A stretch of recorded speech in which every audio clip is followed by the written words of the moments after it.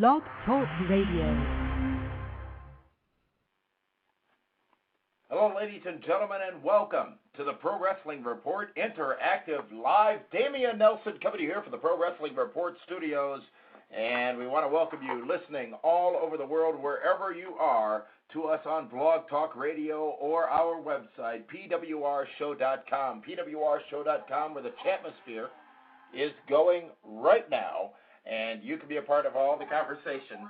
For that, right now, again, that's pwrshow.com, and join the chatmosphere. We're going to be also referring to your tweets, your live tweets during the program, and so much more here on the Pro Wrestling Report Interactive. So let your friends know right now that we are live on the air, and let's get right to TNA Victory Road, which was on pay-per-view tonight, coming to us from Orlando, Florida. You can call in and join the conversation, ladies and gentlemen. The number is 347-996-5278. Again, that's 347-996-5278. We're working on getting the number right here into the chatmosphere. If you're listening in the chatmosphere, you can go ahead and give us a call live, be a part of the program as well.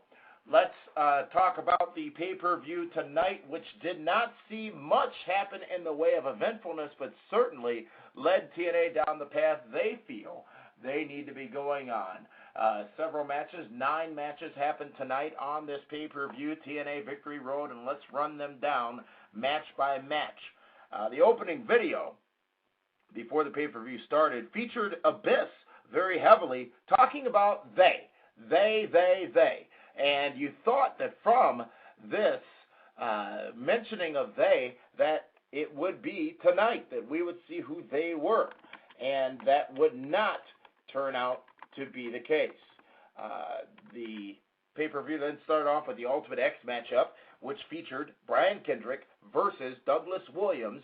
That was for the X Division Championship. Now, as you well know, the X Division is something that is trying to be redefined, if you will, by Douglas Williams.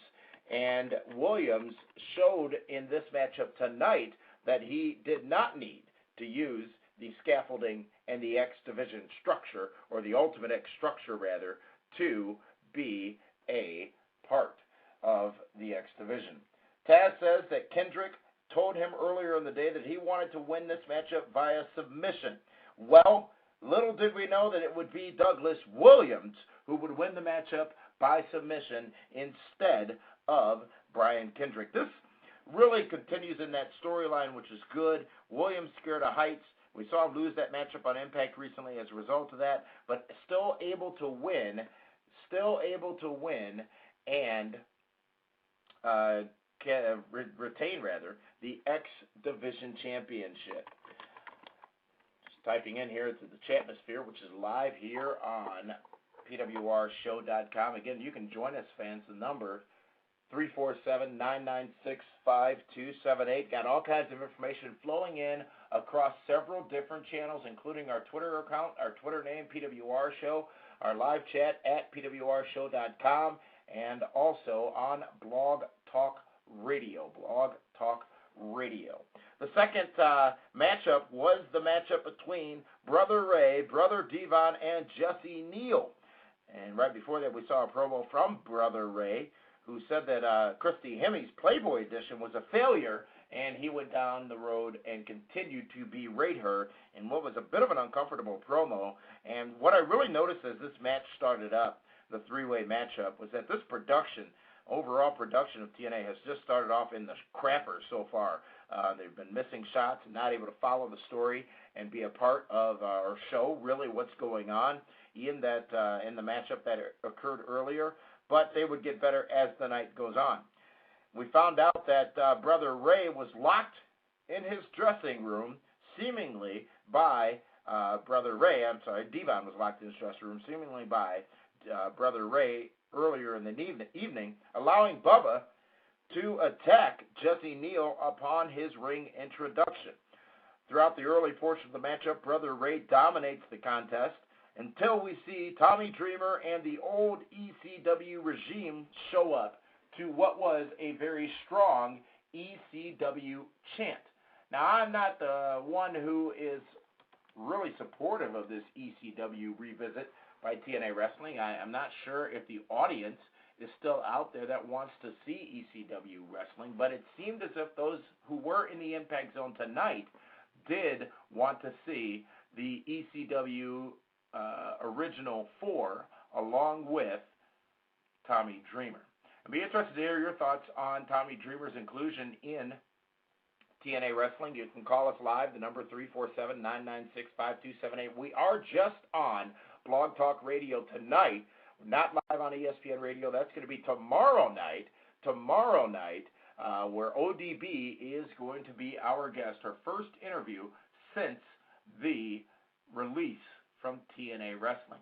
A couple of our Twitter comments that we got on those first 2 matchups, as we talked about, Brother Ray ending up winning that match after Jesse Neal almost wins the match, getting the spear on Brother Ray. Shannon Moore ran in. Bubba hits Neal with a chair.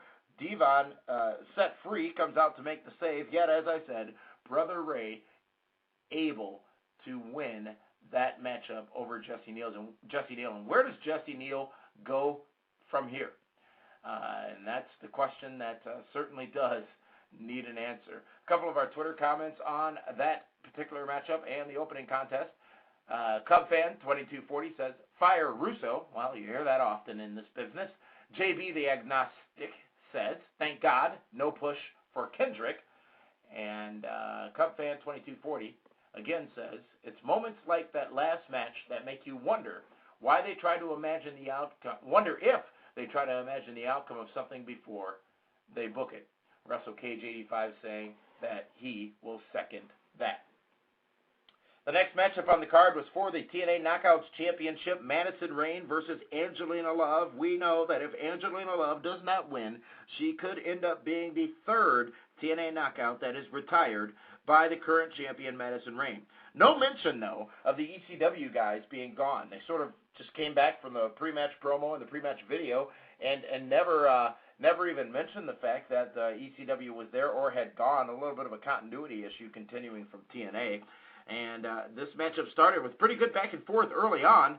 Madison goes outside the ring, grabs a chair. And by the way, if you didn't get a chance to see this, Madison Rayne's outfit, it took me back to Sable's hand bra pasties from 1999 when Jerry Lawler just about had a explosion inside the ring after she unveiled it. It was smoking tonight on Madison Rayne. However, that would not help her in this matchup.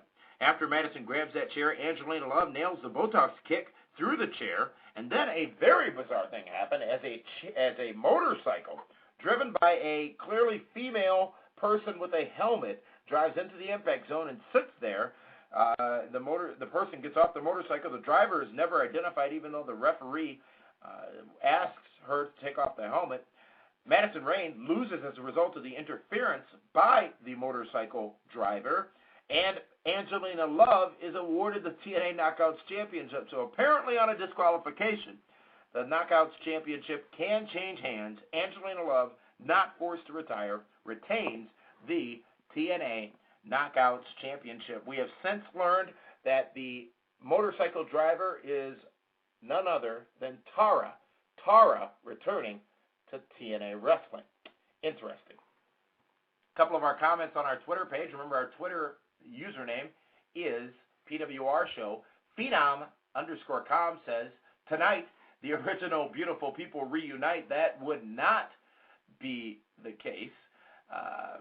The KO ending, Earn VC says, the KO ending didn't make sense at all.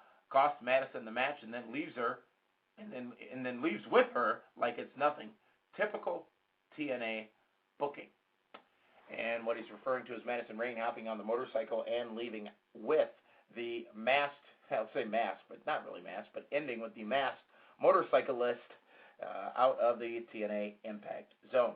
We then got a promo from backstage with Chrissy Hemme from Ken Anderson, and he basically references RVD smoking pot and says that as of 4:21 this afternoon, he is going to, or he made a decision rather, to win this matchup tonight. We'll see what would happen with that later on. Lots of information coming in the chatmosphere right now at pwrshow.com, and also your phone calls. We'll take your phone calls live. The number 347-996-5278. And let's go to a phone call now. Let's go to a caller here in, looks like the Illinois area. Caller, you are live on the Pro Wrestling Report. This is Dan from Chicago. What's going on? Hello, Dan from Chicago. How are you? Good. How are you? I saw the pay-per-view. Like you said, it was very uneventful. I'm concerned with the Twitter comments that Jeff Jarrett was making all weekend. What are your thoughts on that?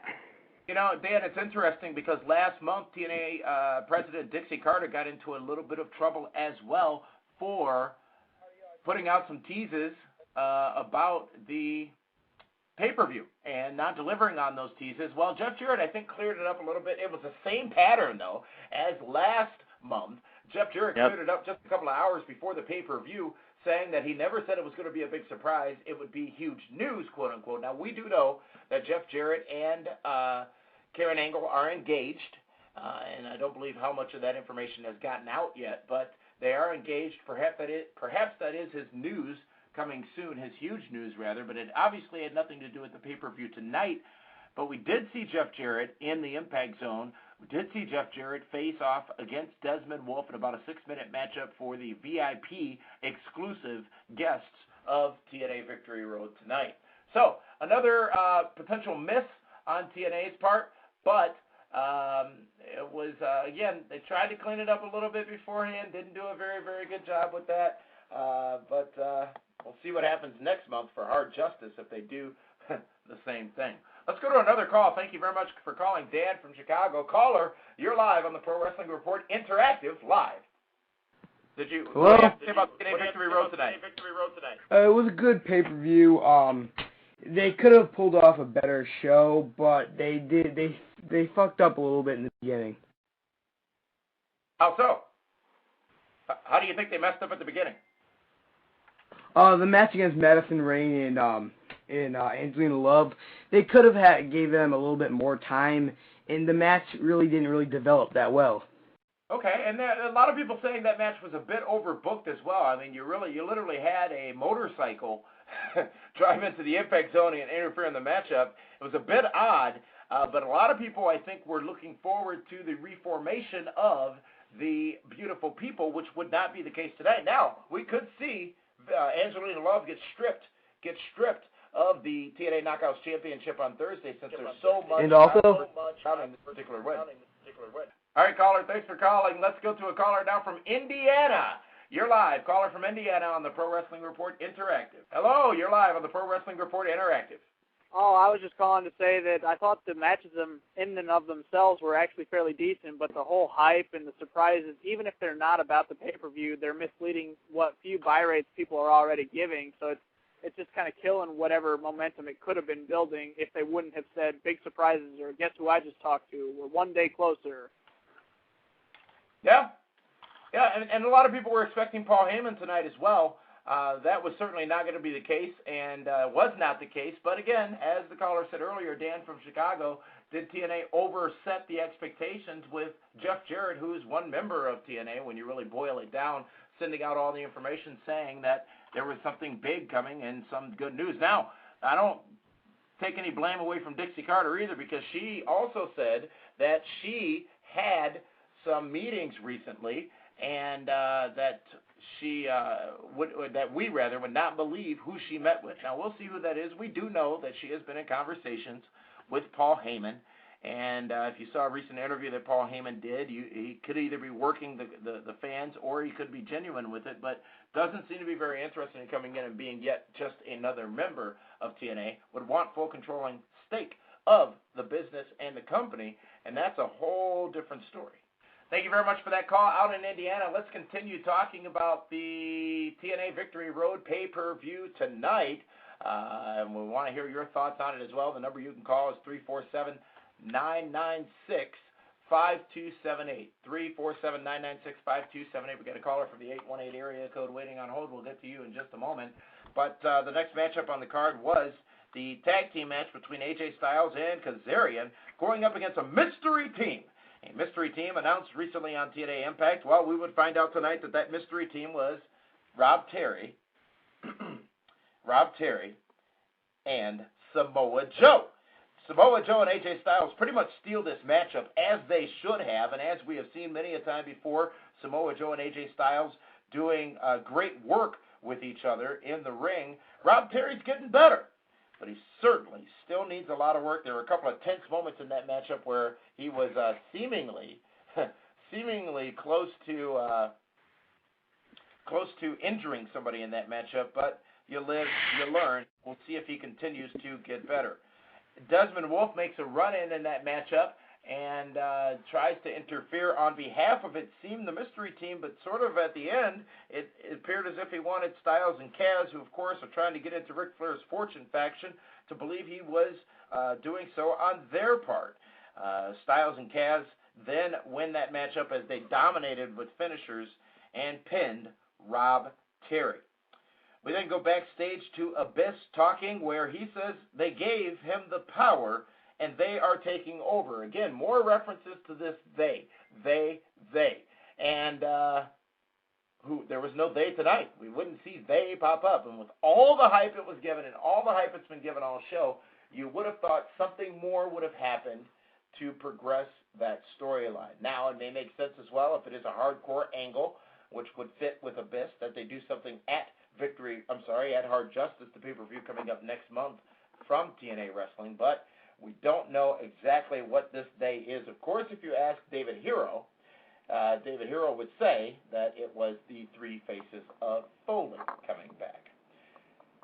Steel cage matchup for the superiority between Hernandez and Matt Morgan. Now, this was a decent matchup until Matt Morgan had the chance to leave the cage, but decided not to because Hernandez just needed so much more of a beating. He had to get back in and attack Hernandez a little more. I don't get it. I'll never understand that gimmick in cage matches, but it happens all too often, and it happened tonight. In the meantime, Hernandez starts bleeding and then goes for the border toss, but doesn't quite nail it as he wants, basically botched it. Then goes for the power bomb and barely nails that. At this point, this match is getting a little shaky. But Supermax Hernandez does go for a cage dive, but misses. Morgan somehow or another gets handcuffs into the cage and cuffs Hernandez to the top rope. Morgan tries to escape. Supermax rips off the cuffs from the top rope and does a tremendous dive or spear through the cage door, escaping to get the win. This matchup did what it needed to do. It kept Morgan strong, and it also progressed Hernandez, especially if you can forget those couple of botches in that matchup. Let's go to another caller. We got a caller calling in from the 818 area code. Caller, you are live. What are your thoughts on TNA Victory Road tonight on pay-per-view? Hey, how's it going, Dameon? Tremendous. How are you? I'm doing well. First off, I'd like to say thank you for using one of my questions on Interactive a couple weeks back. Hey, no problem. Thanks for sending it in. About the pay-per-view, I felt like it didn't really go anywhere. I didn't feel like people were really pushed, and I think the only people that possibly got over was the Motor City Machine Guns, but even their win was kind of downplayed. Probably downplayed. I think the double ref count at the end was pretty bad for their credibility as being like a legitimate tag team. They should have just gone over 1, 2, 3, and that should have been it. And I think, actually, I will say also, too, I thought Jay Lethal did get a good push tonight. Yeah, Jay Lethal, I think a huge super push tonight with that win that he got over Ric Flair. We'll talk about that match a little bit later on. Overall, did you think TNA Victory Road was worth the $35 that TNA was charging for it? Dameon, I'm going to let you in on something. It's called a free stream, man. I can't speak about those publicly. All right. Well, I'll do it for you. Hey, have a good night, Dameon. Hey, thanks for calling in. Appreciate it. And you can be a part of the program as well. Ladies and gentlemen all over the world, we are live right after TNA Victory Road with the post-show from the Pro Wrestling Report. The number you can call into is 347-926-3746. 347-996-5278. 347-996-5278. Area code 347-996-5278. This is not our normal ESPN radio show. We're going to be back on ESPN Radio tomorrow night, where ODB will be our guest. That's going to be at 11 Eastern, 10 Central. A couple of our Twitter comments from the matches we just talked about. Remember, our Twitter name is PWR Show, and be sure to follow us for all late-breaking news and information. Harrison101 says, has Hernandez been taking lessons from Rhino? X-Stry-Fex says, it wasn't a dive, it was a gore, in reference to Hernando's escape from the cage at TNA Victory Road. The next matchup on the card was Jay Lethal versus Ric Flair. Ric Flair making a rare appearance in the professional wrestling ring in a wrestling capacity. Before the matchup, Ric Flair cuts what was an awesome promo where he says he is the reason that pro wrestling is pro wrestling. And then the quote of the night, I thought, was saying about Jay Lethal that he's going to go home and say to his mother, breastfeed me back to health. Let me repeat that. Breastfeed me back to health. Classic and vintage Ric Flair, however, not as vintage as it would get later on as the matchup started between Jay Lethal and Ric Flair. A slow, deliberate pace to start this matchup. The fans very into it. This match much better than I expected, and it would only get better from there. As Lethal starts going Flair mid-match, and then we get the true vintage Flair as Flair shows his ass to the world in that matchup with Jay Lethal, a classic Ric Flair spot, and a good cut to the crowd by TNA's production team, showing people literally cringing, some nearly at the point of nausea. Jay Lethal gets Ric Flair into the figure 4 leg lock, and this, very surprising to me, Ric Flair taps out. Ric Flair taps out to Jay Lethal, and as the caller said a minute ago, this is a huge story for Jay Lethal. Jay Lethal getting the rub, if you will, from Ric Flair, and Ric Flair doing the right thing, making this match matter by having Jay Lethal go over and get the win. After the matchup, Jay Lethal grabs the microphone and says, "Hey, Mom, I did it." A special match on what would ultimately be a not-so-special night from TNA Wrestling. A couple of Twitter comments, as we had a lot of them from that matchup and the aftermath. Jeremiah Vulture says, at some point, Lethal is just beating up an old man, which was retweeted by a couple of people. And CubFan2240, very vocal tonight, says, I never thought I would see the day I saw Madison Reigns and Ric Flair's ass in the same hour. Well, a lot of comments there about that Ric Flair matchup. Russell Cage85 in the Chatmosphere at PWRshow.com says, I was kind of shocked to see Lethal defeat Flair. Bookworm316 in the Chatmosphere at PWRshow.com says, Flair's stock isn't as high as it used to be, but good for Jay Lethal. Fueled System says, Flair Lethal was a decent match. And those comments continue in the Chatmosphere at PWRshow.com. Let's continue talking about TNA Victory Road on pay-per-view live tonight. The next matchup was for the TNA World Tag Team Championships. It was the Motor City Machine Gun, Alex Shelley and Chris Sabin going up against Bear Money, James Storm and Robert Roode. This, of course, was the match of the night. Going into it, I knew this would be an excellent matchup, and I thought it was. Storm spitting beer at one point in the matchup in the face of the referee, Brian Hebner, obviously an error. Why that didn't equal a disqualification, I'll never know. But be that as it may, Shelley covers Roode. Hebner comes down and makes the count.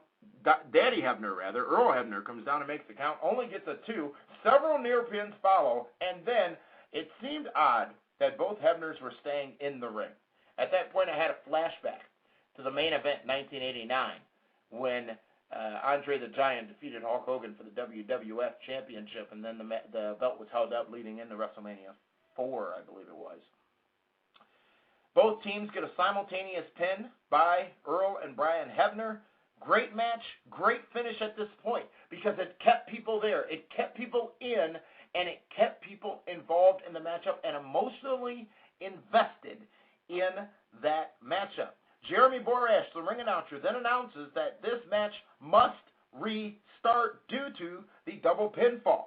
Shortly thereafter, we have new TNA World Tag Team Champions, and they are the first time holding those titles. They are Chris Sabin and Alex Shelley, the Motor City Machine Guns. A very special moment on this pay-per-view from TNA Wrestling. A lot of sentimental value in the fact that the Motor City Machine Guns finally were able to be recognized on a grand stage and become the TNA World Tag Team Champions.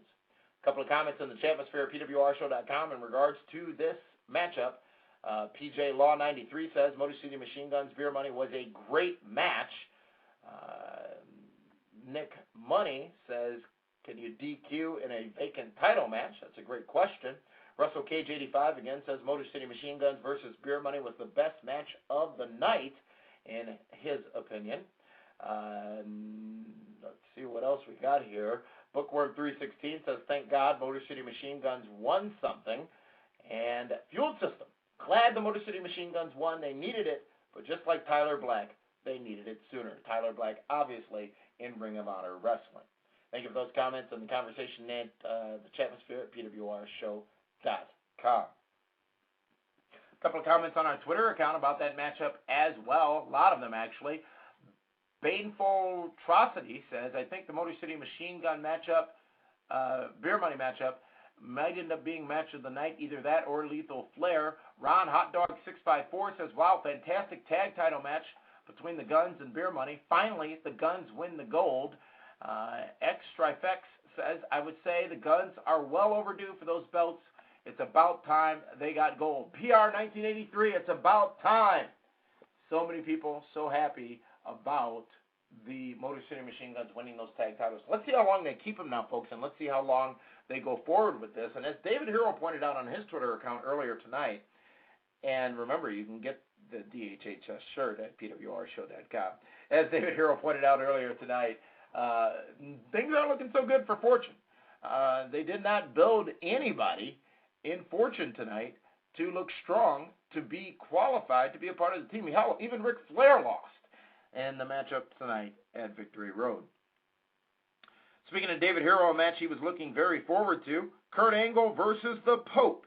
Kurt Angle said that he would retire if he didn't win this matchup, and in my opinion, that made this match appear very, very, very obvious. And we're running out of time here, so we're going to run through this quickly. The rest of the program, Kurt Angle winning that matchup against the Pope. Solid match, had a slow but steady pace, which was good. And then the main event, Abyss versus Anderson versus Hardy versus RVD. Typical separation four-way to start, all for all. RVD's kicks very stiff tonight. Great Tower of Doom spot from Abyss. Good pacing overall, not a spot fest. We did see the finisher parade, if you will, with Anderson's mic check, Abyss's black hole, Hardy, and then Anderson going at it. Swanton bomb, 5-star splash on all from RVD. RVD retains the TNA World Heavyweight Championship. The World Heavyweight Championship staying around the waist of Rob Van Dam. We will talk much more about TNA Victory Road tomorrow night on ESPN Radio, 11 o'clock p.m. Eastern, 10 o'clock Central. You can join the conversation there as well. ODB will be our guest. And we'll be talking about all the latest in professional wrestling, and that's going to be exclusively streaming live from 540 ESPN on pwrshow.com, the website. Thank you so much to everybody who tuned in, and we will see you tomorrow night live on the ESPN radio show from the Pro Wrestling Report. Thank you so much.